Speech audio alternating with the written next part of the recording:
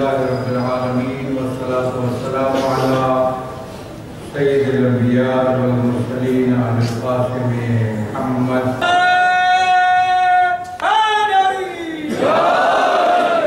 وعلى الطيبين وصحبه المنتجبين. أما بعد، فقد قال الله تبارك وتعالى: إن تنصروا الله ينصركم ويثبت أقدامكم.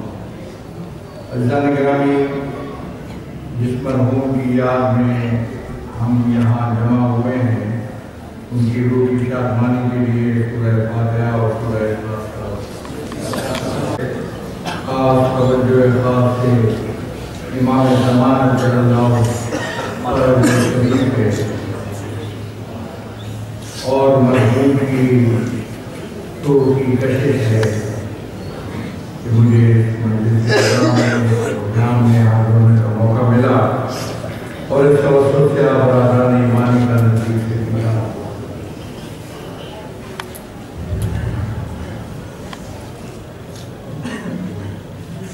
انتہائی قیمتی انسان تھا مرحوم.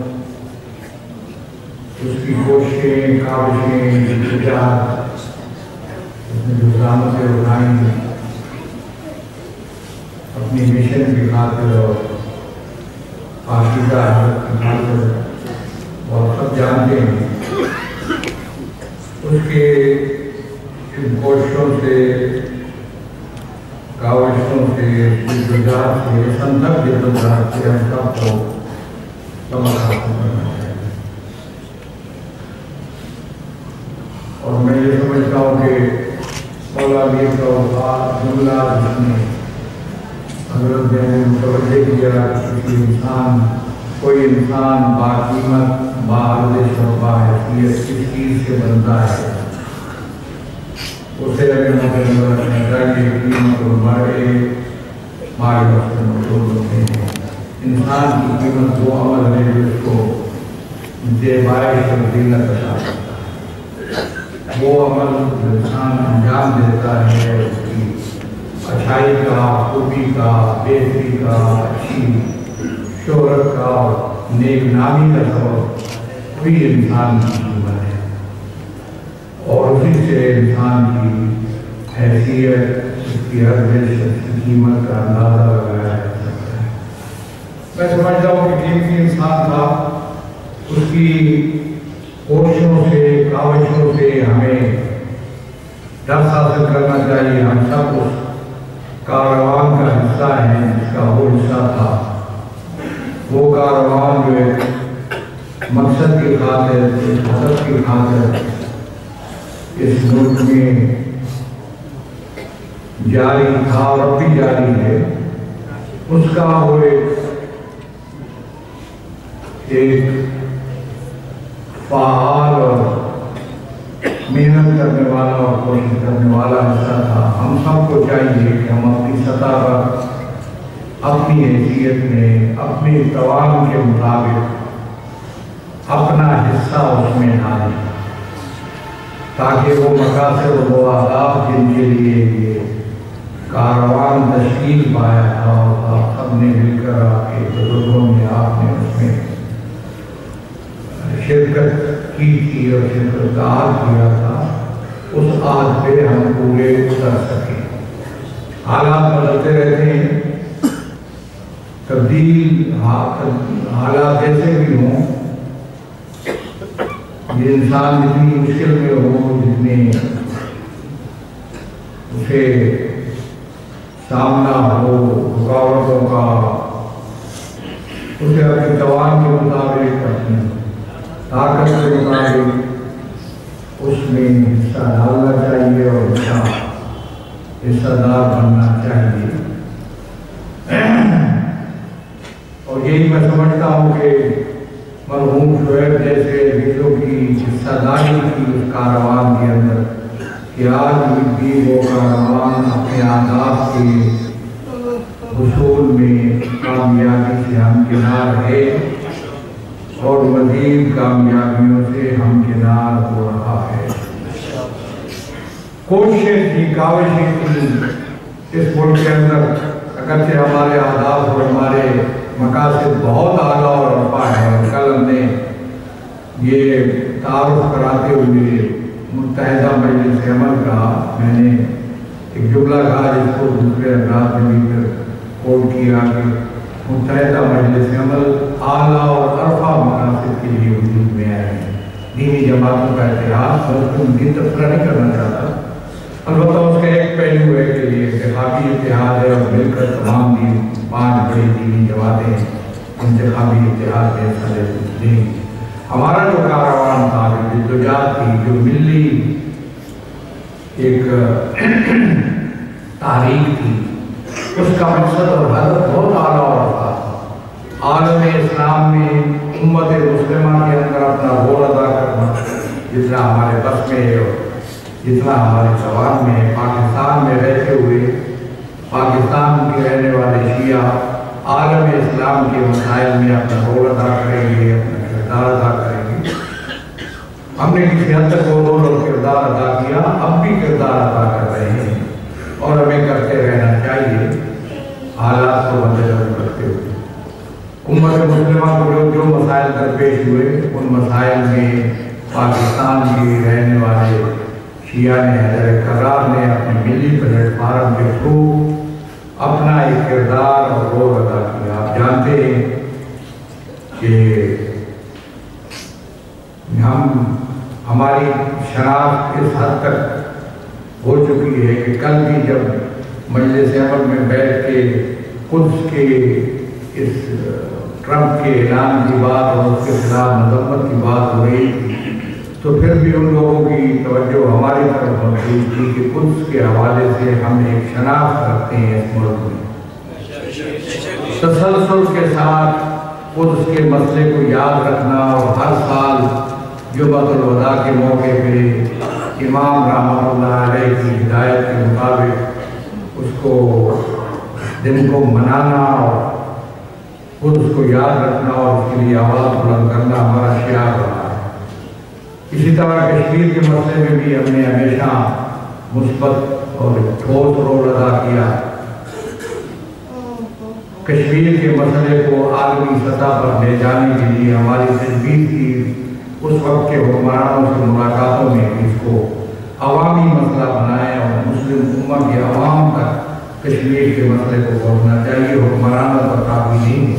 اسی لیے عباس موسوی شہید یہاں تشریف لائے، ہم نے پروگرام کیا تھا اسلام آباد میں اور خصوصی طور پر ہم ان کو کشمیر میں لے گئے اور کشمیری لیڈروں سے ان کی ملاقات کرائی۔ اس طرح اور اس مسئلے کو عوامی بنانے کا ہم نے ایک اقدام کیا جو میں سمجھتا ہوں کہ آگے بڑھتے رہنا چاہیے۔ ہم نے کشمیری لیڈروں کو گلگت بلتستان کے لیڈروں کو آپس میں بٹھانے میں اس ملی پلیٹ فارم نے رول ادا کیا۔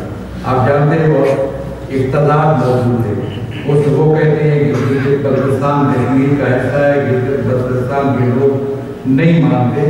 یہ ملی پلیٹ فارم کا خاصہ تھا کہ کشمیری لیڈرشپ کو خاموشیت یہ سنی اور جو گلگت بلتستان کی لیڈرشپ کو بٹھایا ایک میز پہ، ان کو نزدیک کیا۔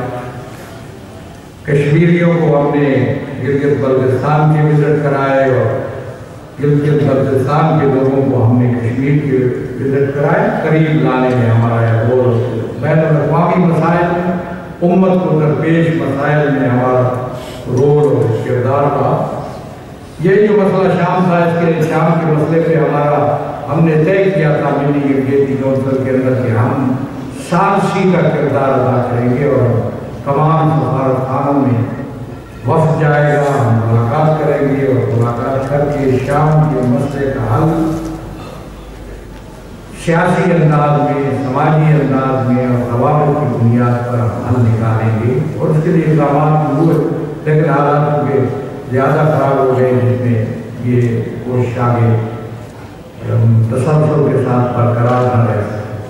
ہمارا ایک رول ہے امت مسلمہ میں اور ہمارا بنیادی ہمارے آداب میں سے ایک ہدف ہے کہ ہم آزادی کی جتنی بھی تاریخیں ہیں دنیا کے اندر ان کی ہم حمایت کریں۔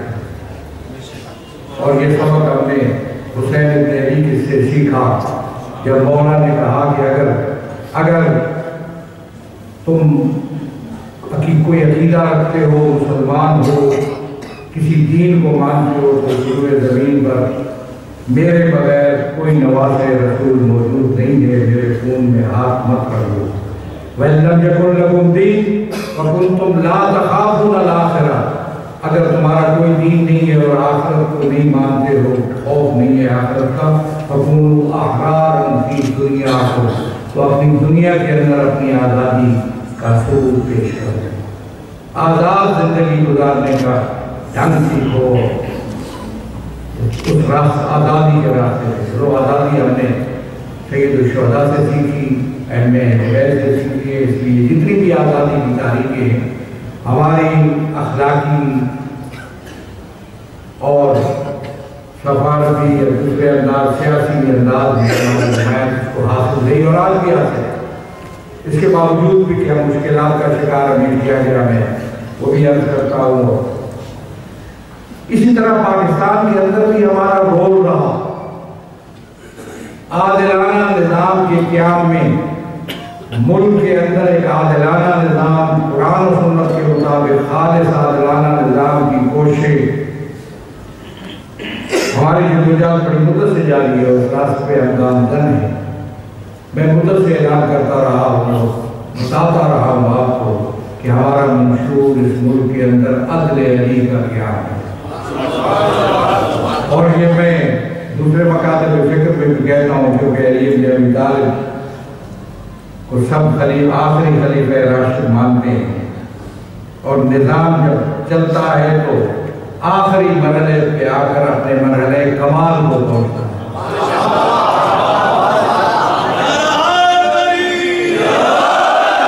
میں مانتا ہوں خلافت راشدہ کا نظام اس ملک کے اندر ہونا چاہیے، لیکن عدل علی کے ذریعہ مانتے ہیں۔